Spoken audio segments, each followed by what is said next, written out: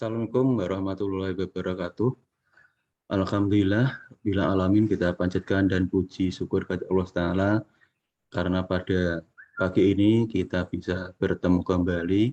Ya, semoga anak-anak juga dalam keadaan sehat walafiat agar bisa belajar sebagaimana mestinya. Pada kali ini kita akan melanjutkan bahasan materi PPKN yaitu mengenai hak asasi manusia. Melanjutkan bahasan yang kemarin A, yaitu konsep dan kewajiban asasi manusia. Yang pertama, pengertian hak asasi manusia.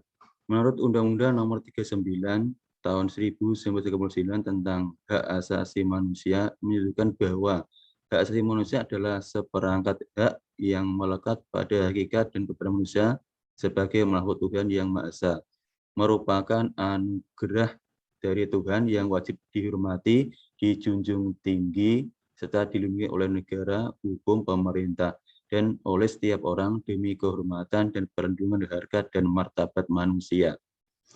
Kemudian menurut pendapat dari John Locke bahwa individu sesuai dengan kodratnya adalah makhluk yang bebas secara.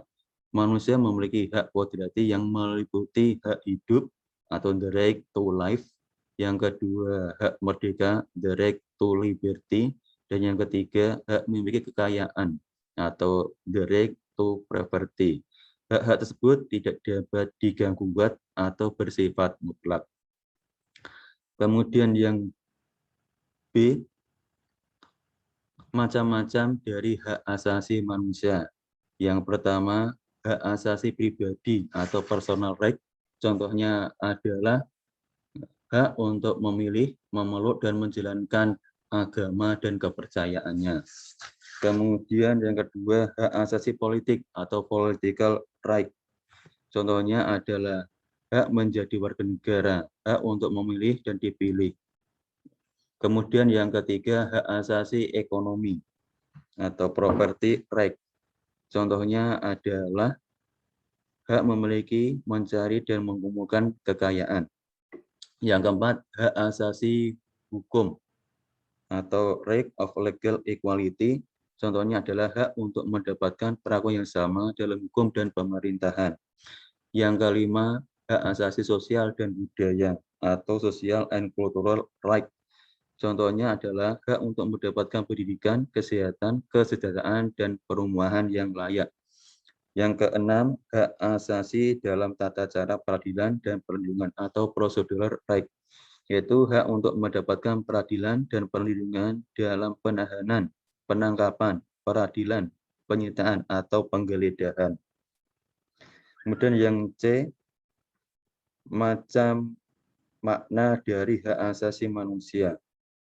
Menurut John Peterson, dari Komisi HAM PBB, hak asasi manusia adalah hak-hak yang melekat pada manusia, yang tanpa dengannya manusia mustahil dapat hidup sebagai manusia. Berdasarkan pada pengertian tersebut, pada hakikatnya HAM memiliki makna sebagai berikut. Yang pertama, HAM merupakan hak alamiah yang melekat pada setiap diri manusia sejak ia dilahirkan di dunia ini. Yang kedua, HAM merupakan alat untuk menjaga harkat dan martabat manusia sesuai dengan kodrat dan kemanusiaannya. Selanjutnya, hak asasi manusia memiliki beberapa ciri yaitu sebagai berikut. Yang pertama, hak hakiki, yaitu pada setiap diri manusia adalah sebagai makhluk dari Tuhan yang Maha Esa. Yang kedua, universal, yaitu hak itu berlaku untuk semua orang, di mana saja, tanpa memandang status, ras, harga diri, dan gender.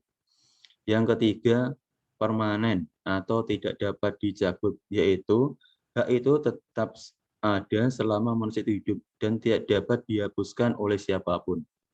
Yang keempat, tidak dapat dibagi, yaitu semua orang berhak mendapatkan haknya. Apakah hak itu hak sipil, hak politik, hak ekonomi, maupun hak di bidang sosial budaya. Selanjutnya, latar belakang kelahiran hak asasi manusia, yaitu sebagai berikut. Yang pertama, adanya kesadaran manusia terhadap harkat dan martabat manusia. Yang kedua, berkembangnya kesadaran manusia untuk menghormati sesama melalui ajaran agamanya masing-masing. Yang ketiga, perkembangan sejarah telah memperlihatkan terjadinya penjajahan kelompok manusia yang satu terhadap kelompok manusia yang lain. Yang keempat, manusia dalam masyarakat suatu bangsa terdapat golongan-golongan yang berbeda-beda haknya. Selanjutnya, makna kewajiban asasi manusia. Kewajiban adalah segala sesuatu yang harus dilaksanakan dengan penuh tanggung jawab. Kewajiban asasi manusia adalah sesuatu yang wajib dilakukan oleh setiap manusia sebagai makhluk hidup. Kewajiban asasi dapat diartikan sebagai kewajiban dasar setiap manusia berdasarkan Undang-Undang Nomor 39 Tahun 1999. Kewajiban dasar manusia adalah seperangkat kewajiban yang apabila tidak dilaksanakan tidak memungkinkan terlaksananya dan tegaknya hak asasi manusia. Kemudian antara hak dan kewajiban asasi mempunyai hubungan sebab akibat. Seseorang mendapatkan haknya karena orang tersebut telah memiliki kewajiban yang memiliki. Sebagai contohnya adalah, yang pertama contohnya, seorang karyawan menerima gaji setelah ia melaksanakan pekerjaan yang menjadi kewajibannya. Contoh yang kedua, seorang pelajar mendapatkan pengetahuan dari seorang guru yang memenuhi kewajibannya setelah melaksanakan pembelajaran. Demikianlah materi yang kita pelajari pada kesempatan kali ini mengenai konsep hak dan kewajiban asasi manusia. Mudah-mudahan anak-anak selalu aktif dalam belajar, selalu semangat. Demikianlah, Assalamualaikum warahmatullahi wabarakatuh.